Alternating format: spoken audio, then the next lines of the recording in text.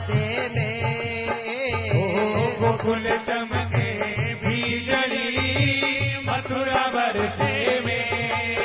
गुरुदेव थारो प्रेम दुसालो बीजे हो महाराज। गुरुदेव थारो प्रेम दुसालो बीजे हो महाराज।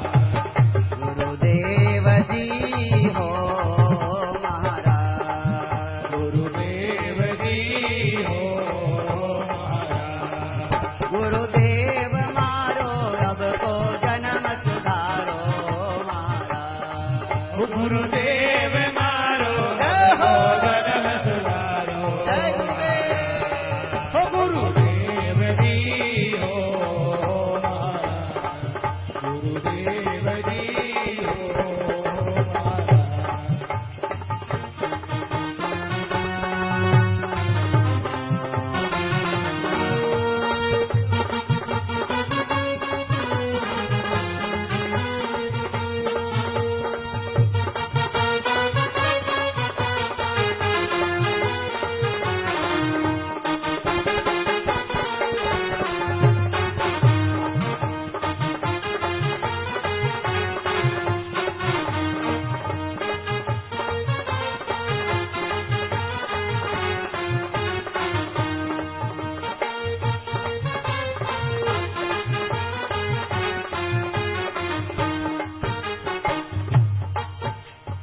तन को तो सीरो करूं मन रो घालूं घी।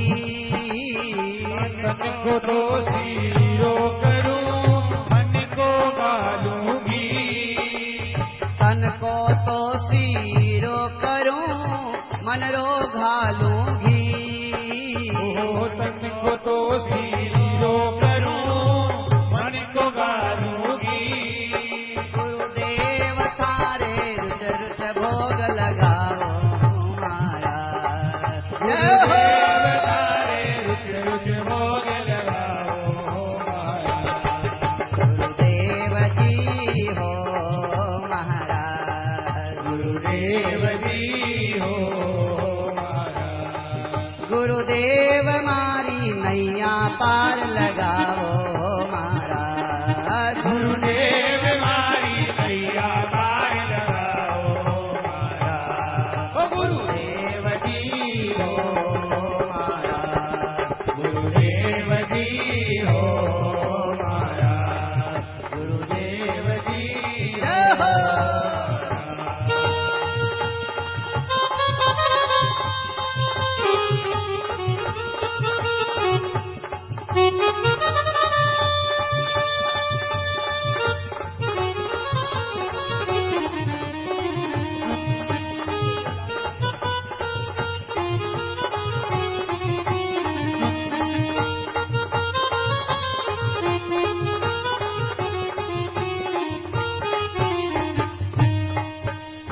बाई मिरारी विनती सुन जो गुरु महाराज।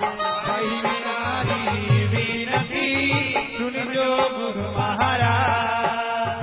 बाई मिरारी विनती सुन जो गुरु महाराज। ओ भाई मेरी विनती सुन जो गुरु महाराज। गुरुदेव मारी नैया पार लगाओ महाराज। जय हो मारी नैया पार लगाओ महाराज। गुरुदेव जी हो महाराज। गुरुदेव जी हो। जय हो गुरुदेव मारो अब को जन्म सुधारो महाराज। गुरुदेव मारो अब को जन्म सुधारो महाराज। गुरुदेव जी हो महाराज।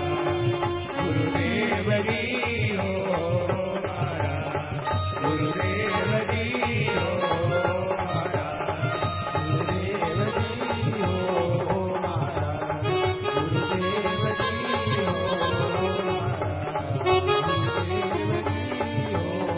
महाराज। बोली राम गुरुदेव जी महाराज की जय। संत महात्माओं के चरणों में पड़ के आत्मदेव जी ने कहा, महाराज आप अब मेरे ऊपर कृपा करो। संतों ने आत्मदेव जी के लीलाट पे देखा और कहा, हे आत्मदेव जी, आपके एक जन्म में नहीं 7 जन्मों में भी आपके पुत्र लिखाई नहीं, तो मैं कैसे आपके ऊपर कृपा करूं, कैसे कृपा? नहीं महाराज, आप जैसे संत महात्मा पधारे और अब कृपा में कोई कमी रह जाए महाराज, आपको तो मेरे को बेटा देना ही पड़ेगा, देना ही पड़ेगा, देना ही पड़ेगा। संतों के चरणों में पड़ गया, पग मजबूत पकड़ लिए, महाराज आपके पांव छोड़ूंगा नहीं, आप कृपा करो मेरे ऊपर। ऐसा किया, संतों को दया आ गई। संत बड़े कृपा वत्सल होते हैं, साधो दीन वत्सल, संत महात्मा दीन वत्सल होते हैं। दया आ गई, झोली में से निकाला एक फल निकाल के आत्मदेव जी को दिया। लो आत्मदेव जी, आपके भाग्य में पुत्र तो नहीं लिखा है, लेकिन ज्यादा हट किया है, तो मैं तुम्हें ये फल दे रहा हूँ, अपनी पत्नी को ले जाकर के ये फल दे देना, इससे तुम्हारे यहाँ पर एक सुपुत्र बालक, अच्छा सुयोग्य बालक पैदा होगा। ऐसी बात कही तो आत्मदेव जी बड़े राजी राजी गए और जाकर के आज अपनी पत्नी को बोल रहे हैं, अरे भाग्यवान देख, बहुत खुशी की बात है। उसने सोचा क्या बात है, अपने तो बहुत खुशी है, कोई कमी नहीं है खुशी में। देख देख, अपने एक बहुत बड़ी कमी है कि अपने बेटा नहीं है, आज संतों की कृपा से ये फल प्राप्त हुआ है, ये फल खाएगी तो तेरे बेटा होगा, अपने घर में है एक दीपक पैदा होगा। अरे साहब, वो आत्मदेव जी राजी थे, लेकिन वो आत्मदेव जी की जो पत्नी थी उसका नाम क्या था? धुंधली। धुंधली राजी नहीं थी। धुंधली का मतलब होता है दुर्बुद्धि। दुर्बुद्धि उसको पसंद नहीं आई, वो बात, वो ऑफर पसंद नहीं आया। उसने कहा, नहीं महाराज, कहा तो नहीं, मन में बोला, नहीं नहीं ये बात मुझे पसंद नहीं है। तो कोई बात नहीं, पति को राजी रखने के लिए फल रख लेती हूँ।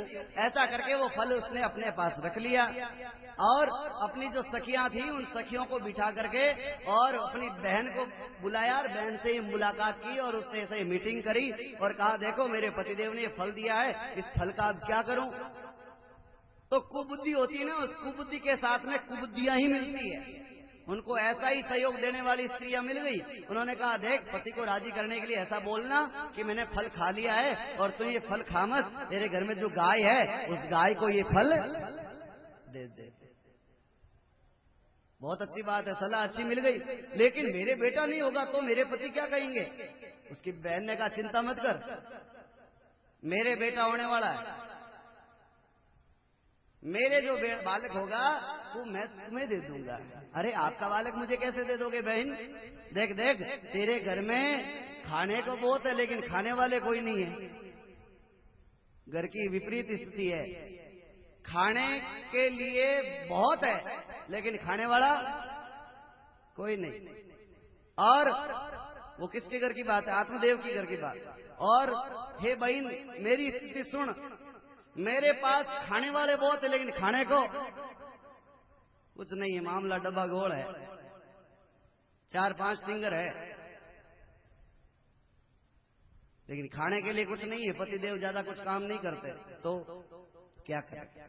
ऐसा करो, आप मेरे पति हैं, वो धन के लोभी है। अब देखो, अपने पति की बुराई कर रही है। जो पति की बुराई करेगी उस स्त्री का क्या हाल होगा बताओ आप? शास्त्रों में क्या बताया? उल्टा, जो बोले उल्टा वो होती उल्टा। तो वो उल्टा स्त्री है जिसने अपने पति की ऐसी बात कही कि मेरा पति धन का लोभी है, इसलिए थोड़ा सा धन है वो मुझे दे देना, मैं पति को कैसे ही करके मना लूंगी और जो मेरे बेटा होगा वो बेटा तुम्हें दे दूंगी। स्कीम बना ली ना अपनी, मीटिंग करके स्कीम पास हो गई है, ठीक है। अब वो फल उस पशु को, गाय को देकर के और खुद एक कमरे में जाकर के और अब आराम करने लगी है। अब कितने सालों से मेरे बेटा नहीं हुआ, इस बार है मेरे गर्भ में बालक है, इसलिए मुझे बहुत बहुत आराम करना पड़ेगा। ऐसे करके उसने अंदर ही रहना चालू किया। आत्मदेव जी ने सोचा बेचारी के दर्द होता होगा, इसलिए बैठी है अंदर रहती है, अपने क्या स्त्रियों के कमरे में अपने क्यों जाए। ऐसे करते करते अपनी बहन को भी बुला लिया और प्रसव किसका हुआ?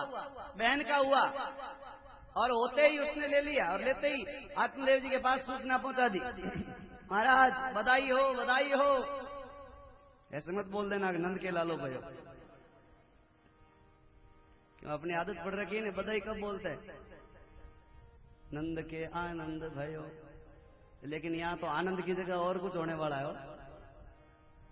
महाराज बधाई हो, आपके बालक हुआ है। आत्मदेव जी फूले नहीं समाये, बहुत खुश हो गए। आत्मदेव जी ने कहा बहुत अच्छी बात है। गांव वाले लोग भी बड़े राजी हुए और स्नान संस्कार आदि करवाया, और उसके बाद में बालक का नामकरण का संस्कार करवाने के लिए बुलाया पंडित जी को। खुद ही पंडित जी है, लेकिन पंडित जी बुलाए, नामकरण संस्कार करना चालू किया। कहा भाई इसका नाम अच्छा रखेंगे, बहुत अच्छा नाम रखेंगे, मेरा नाम आत्मदेव है तो इसका नाम ब्रह्मदेव रखेंगे, कुछ और अच्छा नाम रखेंगे। खबरदार है महाराज, पतिदेव खबरदार, जो पत्नी पति पे घुर्राती है उसकी औलाद कैसी होगी सुन लेना अभी। खबरदार है, मेरे बेटे का नाम मेरे हिसाब से रखूंगी मैं। आप कौन होते हो रखने वाले? मेरा नाम क्या है भाई? थारो नाम धुंधली है। मेरे बेटे का नाम मेरे हिसाब से ही होगा, राशि मिलती होगी। मेरे बेटे का नाम धुंधुकारी होगा। धुंधुकारी कभी सुनियो नाम एडो? धुंधुकारी नाम होगा। हट पकड़ ली और त्रिया हट कर लिया तो धुंधुकारी उसका नाम रखा। और यथा नाम तथा गुण, जैसा नाम और वैसा गुण। भाई वो तो छोटेपने में धुंध करने लगा। माँ की पेट में लात मार देना, चूंटिए भर देना, और वहां से स्टार्ट हो गया।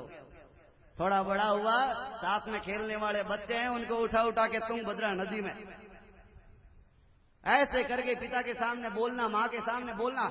होते होते वो थोड़ा बड़ा हुआ। इधर क्या हुआ कि भाई आत्मदेव जी के घर में जो गौ माता थी, उस गौ माता के भी एक सुंदर बालक प्रकट हुआ, जिसका शरीर मनुष्य जैसा लेकिन कान है वो गायों जैसे, और शरीर में कोई अलग चिन्ह नहीं, केवल कान गायों जैसे थे।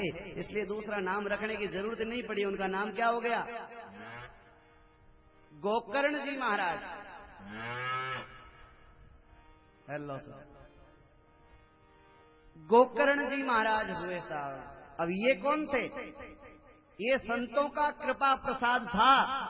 जो गाय के गर्भ में गया तो भी संतों का कृपा प्रसाद कभी खाली जाने वाला नहीं है। गाय के भी पुत्र रूप में प्रकट हो गए। सारे लोग आश्चर्यचकित हो गए। महाराज आत्मदेव जी के खुद के औलाद नहीं थी, घर में औलाद हो गई, और इनके गाय के भी ऐसा बच्चा पैदा हुआ जो मनुष्यों के जैसा होता है। ओहो, दूर दूर से लोग आने लगे, देखने लगे, आश्चर्य होने लगा। गांव गांव से लोग इकट्ठे होने लगे। और वो गोकर्ण जी महाराज, जैसा उनका नाम, जैसा उनका स्वभाव, जैसी उनकी उत्पत्ति, संतों का कृपा प्रसाद तो है ही। बड़े होते होते गुरुजी पिताजी की आज्ञा का पालन करना, उनके बताए मार्गों पर चलना, वेदों का अध्ययन करना, शास्त्रों का अध्ययन करना उन्होंने प्रारंभ किया। और इधर वो धुंधुकारी बाप का कहना नहीं माने, माँ का कहना नहीं माने, बाहर जाए और व्यसन में पड़ा और दारू पीने लग गया और वेश्याओं के संग में आ गया और पूछो मत दुर्दशा हो गई। एक दिन गोकर्ण जी महाराज के पास गोकर्ण जी के पिताजी आए। बेटा क्या करूं, स्थिति बड़ी भयानक है। गोकर्ण जी महाराज ने समझाया, पिताजी संसार में कुछ नहीं पड़ा है। आप पुत्र मोह में पुत्र की प्राप्ति की कामना लेकर संतों के पास गए, लेकिन आपके पास आपका क्या हालत हुआ महाराज बताओ। वरम एको गुणी पुत्र न च पुत्र शतान्यपि। गुणी पुत्र एक हो जाए तो भी बहुत है, और मूर्ख चाहे 100 पैदा हो जाए तो भी उनका कोई मतलब नहीं है। तो महाराज आप तो इस घरबार को छोड़ के जंगल में जाके भजन करो, बेटे की